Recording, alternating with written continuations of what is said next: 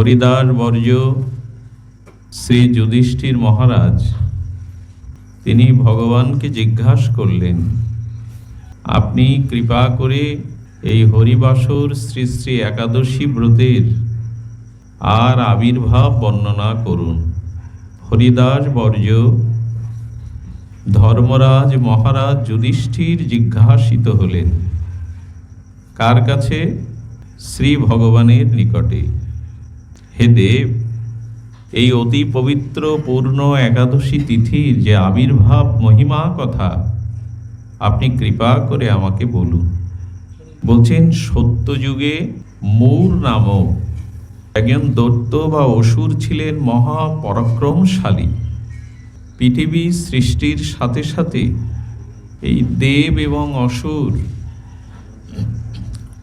রজ এবং তম, অজ্ঞান এবং বিশুদ্ধ জ্ঞান, পাপ এবং পূর্ণ, এটি সৃষ্টির প্রারম্ভ থেকে আছে। তো অসুরদের কাজ, দেব দৈত্য দানবদের কাজ হলো শুভ শক্তিকে পরাজিত করা, দেব শক্তিকে পরাজিত করা। যেমন আমাদের মধ্যে বিবেক আছে, চেতনা আছে, আবার অসৎ বুদ্ধি, রজগুণ তমগুণ আছে। আমরা যেমন কাম, ক্রোধ, লোভ, এই রজ এবং তম প্রকৃতি গুণের দ্বারা বশীভূত হয়ে পড়ি, পরাজিত হই বারবার। সত্য পরাজিত হয়, ন্যায় পরাজিত হয়, বিবেক পরাজিত হয় অসত্যের কাছে, অবিবেকের কাছে। শুদ্ধ সাত্ত্বিক পরাজিত হয় রজগুণ তমগুণের কাছে। তেমনি এই মূর নামক দৈত্যের কাছে দেবরাজ ইন্দ্রাদি দেবগণ বারবার পরাজিত হয়ে তারা লাঞ্ছিত আর স্বর্গ থেকে বিতাড়িত হতে লাগল। এবং দেবগণ নিরুপায় হয়ে ভগবানের চরণে একান্ত প্রার্থনা করল, প্রভু এই দৈত্যের হাত থেকে আমাদেরকে রক্ষা করুন। আপনার চরণে শরণাপন্ন, আপনার চরণে প্রণতি, স্তুতি, আকুতি, আমাদেরকে রক্ষা করুন। ওং নমো দেবদেবশ, আপনি কৃপা করে হে দেব আমাদের উদ্ধার করুন। তো জগন্নাথ দেবদেবেশ জনার্দন শ্রী ভগবান তিনি এই মূর নামক দৈত্যের সাথে আর যুদ্ধে রত হলেন বিনাশের জন্য। কিন্তু ভগবান ইচ্ছা করেই সেই মূর নামক দৈত্যের যুদ্ধ থেকে ভগবান পলায়ন করলেন। ভগবান পলায়ন করে, সর্বশক্তিমান তত্ত্ব, তিনি পিছিয়ে যাবেন কেন? এটা ভগবানের একটি কৌশল। অর্ধেক মানুষ ঘুমাচ্ছেন আপনারা, একাদশী মাথায় উঠবে, একাদশীর দিন নিদ্রা যাওয়া যাবে না, উপবাসের কষ্ট আছে, তো সবাই ঘুমাচ্ছেন। নিজেকে সামলান, সতর্ক করুন। তো ভগবান পলায়ন করলেন। আমি বিস্তারিত না বলে সংক্ষিপ্ত বলছি। ভগবান তিনি পলায়ন বৃত্তির দ্বারা এক স্থানে, নিরাপদ স্থানে বিশ্রাম নিয়েছিলেন। যোগ নিদ্রায় নিদ্রাভিভূত হয়ে পড়লেন। এটি ভগবানের লীলা, সর্বশক্তিমান তত্ত্ব। ভগবান পরাজিত হন না। তো নিদ্রিত ভগবানকে দেখে মূর নামক দৈত্য আস্ফলন করলেন। আমার বীর বিক্রমে ভগবান ভয়ে পলায়ন বৃত্তিতে আশ্রয় নিয়েছেন। তো তিনি সেই নিদ্রিত যোগনিদ্রাভিভূত ভগবানকে যখন হত্যায় উদ্যত হলেন, লক্ষ্য করুন, তখন ভগবানের সচ্চিদানন্দময় চিৎ শক্তির শ্রী অঙ্গ থেকে আর একটি অপূর্ব নারী মূর্তি আবির্ভূতা হলেন। সেই আবির্ভূতা দিব্য নারী মূর্তিটির তেজ দৃষ্টিতে মূর নামক অসুর বা দৈত্য বিনাশ হলেন। ভগবানের শ্রীঅঙ্গ থেকে উৎপন্না হলেন দিব্য জ্যোতির্ময়ী এক দেবী মূর্তি। তিনি তাকে দৃষ্টির দ্বারাই এই মূর নামক দৈত্যকে বিনাশ করলেন, পরাভূত করলেন। এবং তিনি মূর নামক দৈত্যকে বধ করে ভগবানকে স্তব স্তুতি বন্দনা করতে লাগলেন। যোগনিদ্রা বিহিত ভগবান নিদ্রা হতে উত্থিত হয়ে বললেন, দেবী, প্রভুকে বারবার পুনঃ পুনঃ স্তব স্তুতি প্রণাম করে বলছেন, প্রভু আমি আপনার সচ্চিদানন্দ এই তত্ত্ব থেকে আবির্ভূত হয়েছি। আমার কি নাম, কি পরিচয়, আপনি বলুন।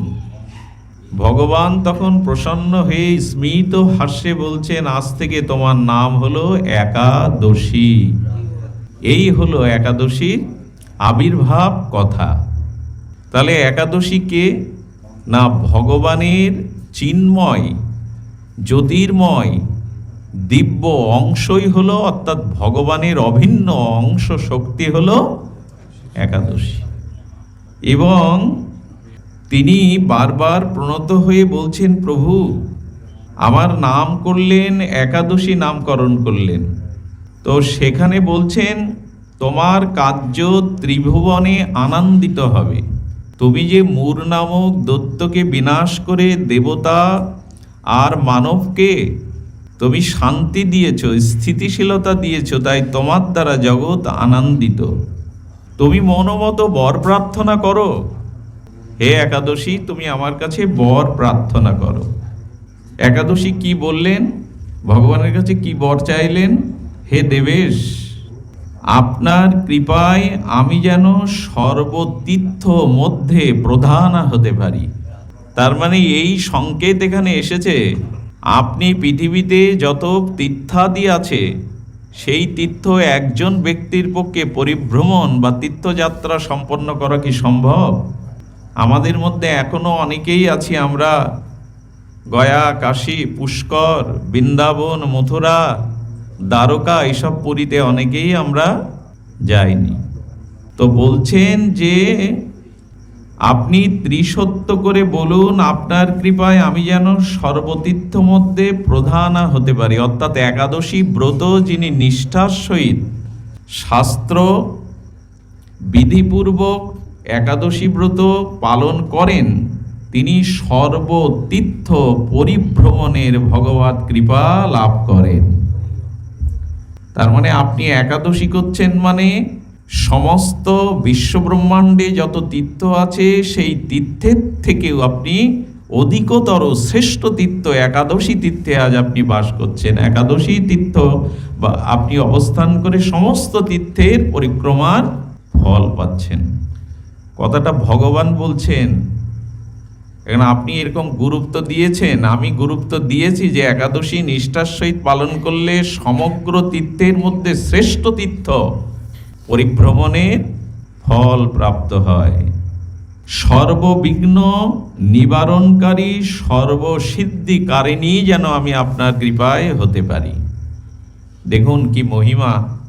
আমাদের তো শ্রদ্ধা নাই, আর এইসব কথায় সুদৃঢ় বিশ্বাস নাই। একাদশী ব্রত যিনি নিষ্ঠার সহিত পালন করবেন, সর্ববিঘ্ন হতে তিনি মুক্ত হবেন। এই কথা বিশ্বাস করুন, দৃঢ়তার সহিত মেনে নিন। যিনি শাস্ত্রের বিধিপূর্বক সদাচারপূর্বক বিধিনিষেধকে মান্যতা দিয়ে একাদশী ব্রত পালন করেন, তার জীবনে সর্ববিঘ্ন যাতে দূর হয় সেই বর প্রার্থনা করছেন। প্রভু, একাদশীতে যদি নিষ্ঠার সহিত কেউ পালন করে তাহলে সর্ববিঘ্ন নিবারণ হবে, সর্বসিদ্ধিকারিণী যেন হয়। আমাকে বর দিন, সর্বসিদ্ধি তার প্রাপ্ত হবে। হে জনার্দন, হে কেশব, যারা আপনার চরণে ভক্তিপূর্বক একাদশী ব্রত পালন করবে, কার সাথে কথা হচ্ছে এটি বলুন আপনারা? কার সাথে কথা হচ্ছে? শ্রী ভগবানের সাথে। ভগবানের পরমা শক্তি উৎপন্না এই দিব্য জ্যোতির্ময়ী একাদশীর সাথে কথা নয়, বর প্রার্থনা করছেন এবং ত্রিসত্য করে বলেছেন, আমি যা চাইব প্রভু আপনি তা আমাকে প্রদান করবেন। বলছেন, হে জনার্দন, আপনার প্রতি ভক্তিপূর্বক একাদশীর দিনে যারা উপবাস করবে তাহাদের সর্বসিদ্ধি যেন প্রাপ্ত হয়, আপনি আমাকে এই বরই প্রদান করুন। ভগবান বলছেন, হে কল্যাণী, আমি তোমাকে এই বর প্রদান করছি যে তোমার সমস্ত মনোরথ যেন পূর্ণ হয়, তুমি যাহা বললে তা যেন সিদ্ধ হয়, ভক্তগণের সমস্ত মনোরথ পূর্ণ হয়। যারা একাদশী এবং আমার পূজা করবে তাদের সুখভাজন হবেই, সর্বতীর্থের অধিক পুণ্যশালী হবে। শ্রীবিষ্ণু ত্রিসত্য করে এই বরদান করেছিলেন। শাস্ত্র এমন বলা আছে যে তোমার ভিতরেও যে অসুর, মূর, এই জন্য গোবিন্দের আর এক নাম হলো মুরারি, ভগবানের আর এক নাম হলো কেন মুরারি? মূর নামক দৈত্যকে তিনি বধ করেছিলেন, এই জন্য ভগবানের আর এক নাম মুরারি। তো একাদশী ব্রত পালন করলে আমাদের ভিতরে যে কাম, ক্রোধ, পাশবিকতা, আসরিকতার রূপ দৈত্য আছে, ওই একাদশীর কৃপায় সেটাও বিনাশপ্রাপ্ত হবে। আমাদের ভিতরেও দৈত্য আছে, অসুর আছে, কাম, ক্রোধ, ভোগ, বাসনা, পাপ, এইগুলি সব অসুর বৃত্তি সম। শাস্ত্রে এরকম বলা আছে, একাদশীর সমান কোনো ব্রত, কি বললেন একবার বলুন আপনারা, একাদশীর সমান কোনো ব্রত নাই। যত ব্রত আছে, যেমন নদীর মধ্যে শ্রেষ্ঠা হলেন পতিত পাবনী গঙ্গা, তীর্থের মধ্যে তীর্থরাজ যেমন ত্রিবেণী সঙ্গমের, গঙ্গা যমুনা সরস্বতীর সঙ্গমের স্থল পুষ্কর, গাভীর মধ্যে যেমন কামধেনু বা সুরভি, তেমনি ব্রতের মধ্যে হলো একাদশী। মার্গশীর্ষ কৃষ্ণপক্ষে উৎপন্না একাদশী, মার্গশীর্ষ অর্থাৎ অগ্রায়ণে কৃষ্ণপক্ষে বিষ্ণু দেহহত মুরাসুর বর্তায় তিথি একাদশী বরা, অর্থাৎ অগ্রায়ণ মাসের কৃষ্ণপক্ষে বিষ্ণু দেহ হতে আর মুরাসুর বদ্ধাতাত্থায় তিথি রেকা একাদশী বরা। কেউ যদি প্রশ্ন করে একাদশীর, ঠাকুর একটু আসতে, একাদশীর সৃষ্টি কবে হয়েছিল?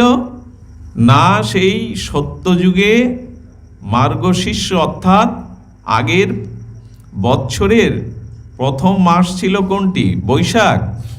এটা সম্রাট আকবর সম্ভবত বাংলা সালের প্রথম মাস করেন বৈশাখ। আমাদের গীতাতে বলছেন অগ্রহায়ণ হলো আমাদের বৈদিক সনাতনের বৎসরের প্রথম মাস আগে ছিল, কিন্তু পরবর্তীতে রাজা মহারাজারা খাজনা বা তাদের করের সুবিধার্থে তারা বৈশাখকেই প্রথম বছরের মাস হিসাবে গণনা করেন, এটা অনেকের জানা। তাহলে আপনাদের কাছে যদি প্রশ্ন করে একাদশীর আবির্ভাব কবে, তো শেষ সত্যযুগের আদিতে মার্গশীর্ষ অর্থাৎ অগ্রহায়ণ মাসের কৃষ্ণপক্ষে শ্রী ভগবানের অঙ্গ থেকে দেবদূতির্ময়ী এই একাদশীর সৃষ্টি বা আবির্ভাব, এগুলো আমাদের জানা থাকতে হবে। তো শাস্ত্রে বলছে তচ্চ কৃষ্ণ প্রণীতা দ্বিবিধা প্রাপ্ত তত্ত্বস্তথা ভোজনস্য নিষেধ ধা কারণে প্রত্যাবায়ত। একাদশীটা করতে হবে কেন? আমার পাপ ক্ষয় হবে বলে, আমার পুণ্য হবে বলে, আমি স্বর্গে যাব বলে? মা বলুন আপনারা একাদশী কেন করেন? আপনারা পাপ ক্ষয় হবে বলে, পুণ্য হবে বলে, স্বর্গ আদি পাবো বলে, সংসারের উন্নতি হবে বলে? না, এই উদ্দেশ্যে করলে সেই উদ্দেশ্য, তবে সেটা সকাম হয়ে যাবে, নিজের কামনার জন্য হয়ে যাবে। একাদশী করতে হবে কেন? যেন ভগবান প্রসন্ন হন, শ্রীকৃষ্ণ রাধারানী প্রসন্ন হন। ভগবানকে আনন্দ বা প্রসন্নতার জন্য যা করা হয় তা সর্বমহামঙ্গলযুক্ত হয়। আমার রোগ শোক বিপদ আপদ দূর করবার জন্য যে ব্রতের সংকল্প করা হয় সেটা অত্যন্ত সকাম, সেটা নিজের স্বার্থ, নিজের কামনার জন্য হয়। তস্মিন তুষ্টে জগত তুষ্ট তরুমূলং নিষেবনং চ, অর্থাৎ বৃক্ষের গোড়াতে জল সিঞ্চন করলে যেমন শাখা পোশাখা পল্লবিত হয়, যে কোনো অনুষ্ঠান ব্রত যদি ভগবানকে আনন্দ দানের জন্য হয় তবে সর্বময় মঙ্গল হয়ে যায়, আলাদা করে কিছু চাইতে হয় না। আচ্ছা, বাড়ির যিনি কর্তা, জাগতিক কর্তা, সংসার যাত্রা নির্বাহ করেন, সংসারের সবার ভরণ পোষণ করেন, কোনো কারণে বাড়ির কোনো পরিবারের সদস্যের কারণে সেই কর্তা ব্যক্তি যদি খুব প্রফুল্ল থাকেন, প্রসন্ন থাকেন, সেই দিন বাড়ির সবার আনন্দ হয় না? আজকে বাড়ির কর্তা ব্যক্তি খুব প্রসন্ন, হাসছেন, আনন্দ করছেন, আজ তার মনে আনন্দ ধরছে না, তাহলে বাড়ির সন্তান, স্ত্রী, পুত্র, অন্যদের আনন্দ হয় না? আর বাড়ির কর্তা ব্যক্তি যদি অপ্রসন্ন থাকে, মুখ ভার করে থাকে, তাহলে অন্যদের কি হয়? তেমন এই বিশ্বস্রষ্টা ভগবান হলেন মূল কারণ। তাকে আনন্দ সন্তুষ্টির জন্য যদি কিছু করা হয়, তাহলে ওই পাপ তাপ আনুষঙ্গিক সব আপনি পেয়ে যাবেন, কিন্তু উদ্দেশ্যতে হবে ভগবান। এই যে এখানে এসেছেন, হরিকথা শুনছেন, এটা কেউ যদি প্রশ্ন করে কেন শুনছেন, তো ভগবান আনন্দ পাবেন বলে। আমি হরিকথা শুনছি, ভগবান দেখছেন, তার গুণগাথা সাধু সঙ্গে শ্রবণ করছি, এতে ভগবান আনন্দ পাচ্ছেন, এই জন্য এসেছি, পাপ ক্ষয়ের জন্য না। এগুলো জেনে ব্রত করলে, এরকম মহৎ নিষ্কিঞ্চন উদ্দেশ্য থাকলে ভক্তি হয়, যে ভগবানকে শ্রীকৃষ্ণের প্রীতিবিধান করার শাস্ত্রের উদ্দেশ্য। এই হেতু একাদশী ব্রতের নিত্যতা। একাদশী ব্রতে কি করতে নাই? ভোজন করতে নাই। দেখুন, একাদশীতে যারা শরীরের অসুস্থতার দোহাই দিয়ে, বা আমাকে ওষুধ খেতে হয়, আমার এই রোগ, এই না হলে 3 বেলা এই আহার জাতি না করলে, এইসব অজুহাত দেখান, শাস্ত্রে বলছেন যে আপনি যদি একাদশী ব্রত তে পঞ্চশস্য অন্নাদি ভোজন করেন, তাহলে যে পাপগুলো হয় সেগুলো তো শিহরিত হতে হয়। একাদশীতে যদি কেউ অন্ন ভোজন করেন বা একাদশী না করেন, তাহলে প্রথমত তার ব্রহ্মা হত্যা, স্ত্রী হত্যা, ভ্রূণ হত্যা পাপ প্রাপ্ত হন। কতগুলো ভয় ধরাবার না। যিনি ব্রত করবেন ভগবানকে প্রসন্নতার জন্য, সেই দিন তার শরীর, তার সকল কিছুর দায়িত্ব ভগবানের উপরে চলে যায়। নিষ্ঠা, প্রীতি, ভক্তির সহিত ব্রত করুন, দেখবেন যার জন্য ব্রত করছেন তিনি আপনার শরীরকে রক্ষা করবেন। উত্তরপ্রদেশে অতি পাপী, ভ্রষ্টাচারী, হেন পাপ নেই করেনি, সে মারা গেল একাদশীর দিন। এমন পাপী যে তাকে সমাধি দেওয়ার একটা বস্ত্র কেউ দিতে চাচ্ছে না। তার যে সমাধি দেবে মাটির নিচে, তো বস্ত্র দিতে চাচ্ছে না। একজন নির্জলা একাদশী করতেন, তিনি তার বস্ত্রের অর্ধেকটা কেটে ছিঁড়ে ওর সমাধির উপরে আচ্ছাদন দিলেন।